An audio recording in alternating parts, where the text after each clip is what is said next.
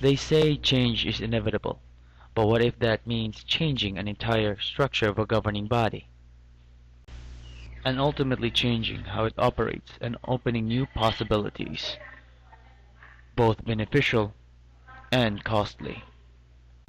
This forum aims to tackle the feasibility of the Philippines having a federal form of government. First, let's define what is federalism.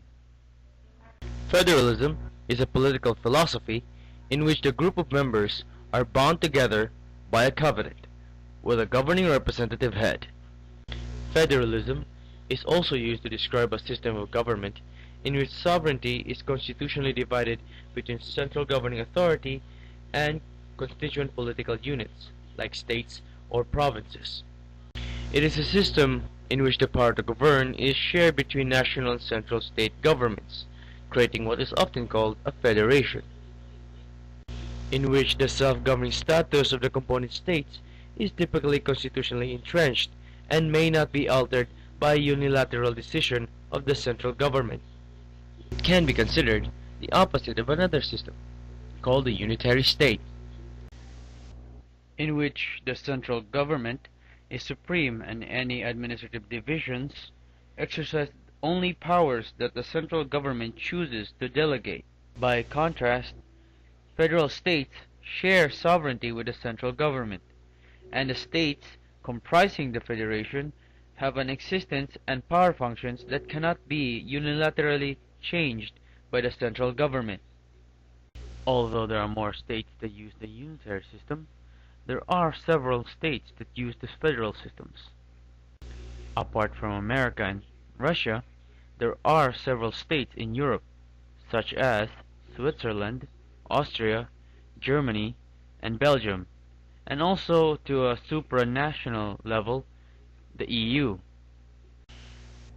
To understand more, let's take a closer look at these European states who adapted these federal forms of government. Now let's take a look on the states in Europe. Federal state setting is popular among progressive countries like Belgium, Australia, Germany, and Switzerland, or non-European states like United States, India, Australia, Brazil, and Canada. Several federal systems do exist in Europe such as Switzerland, Austria, Germany, Belgium, and the European Union. Germany and the European Union are the only example in the world where the upper federal house is neither elected nor appointed, but is composed of the governments and their constituents.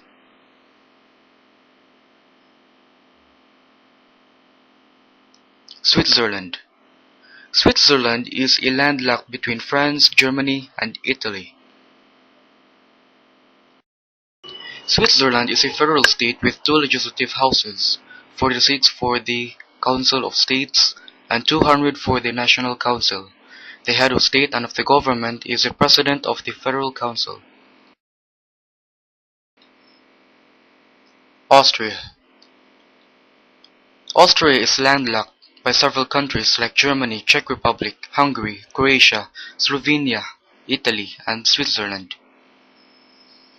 Austria has federal state with two legislative houses, 62 for the Federal Council and 183 for the National Council. The chief of state is the president. Germany. Germany is a landlocked area by several states like France, Austria, and Czech Republic. Germany has federal multi-party republic with two legislative houses, 69 for the Federal Council and 614 for the Federal Diet.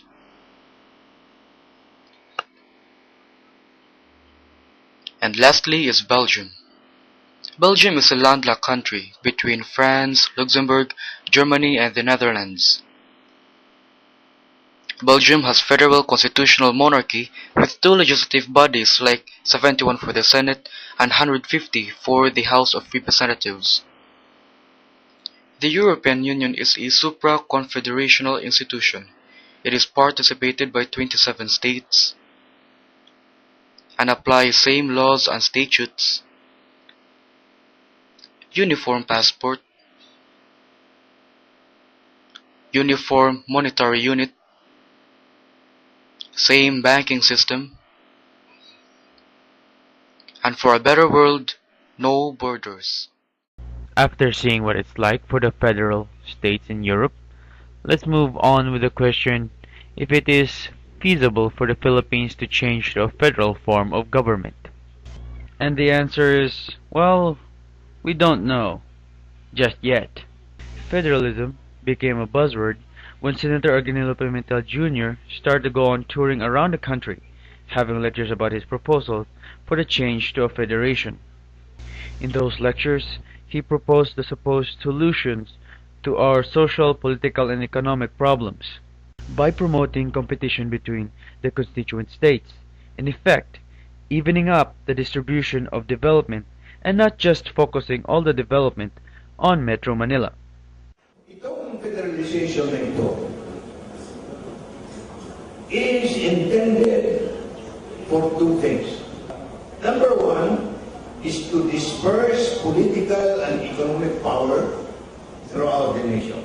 This resolution of mine is contained in a formal resolution, resolution number 10, that was filed in the Senate. There shall only be one constitution, one armed forces of the Republic. There will be only one flag, one central bank, one monetary system, one foreign policy. But what stands out in his lectures is the assertion that his proposal is the solution to the conflict with the Muslim insurgents in the south.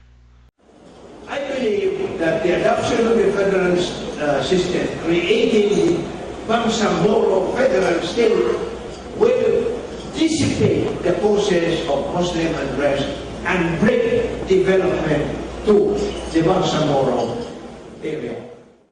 Now, why will it dissipate the causes of Muslim unrest? Because, among other things, a federal state of the Bangsamoro will enable the Moros in that area to develop and sustain and uphold their customs and traditions according to law. It all sounded good in theory, but it's easily said and done. So it comes to no surprise that this proposal received criticism from his fellow senators. Well, federalism, I think that we should, I think it's a good idea, it's a worthwhile idea that ought to be explored. I think that we must go slow and really think it through for two reasons. First, on the concept itself, federalism might be used as a tool to tear our country apart. The centrifugal forces that pull the country apart, you know, Panay Republic, Mindanao Republic, Cebu Republic. I mean, each one wants to have their own republic. If federalism might be misused or might be the tool that these people will use to tear the country apart, and I think we should. The other reason that we must really think it through is because nobody has ever said what's the shape of it, who will pay for it, and what's the timetable for it. But I mean, it's very easy to say federalism, but federalism means another set of taxes, because what is in the national government will now be replicated, mirrored in the local. Just like in the United States, there's the Armed Forces of the United States, there's the National Guard at the federal level, there's the United States Supreme Court, there's the State Supreme Court at the state level. So everything in the national government will now be mirrored or repeated at the local level. Well, who's going to pay for that? So I think we should go slow until we sort out the answers to all these questions, because it's one thing to say, yeah, let's do this, it's a great idea, but when you sort through the details, it might not be so clear. Now that we've heard the pros from the proposer and the cons from the opposers, now the only thing that's left are the opinions of the people that matter, and those are the everyday people. For that, we conducted a survey to gauge whether the people approve or disapprove of federalizing the Philippines.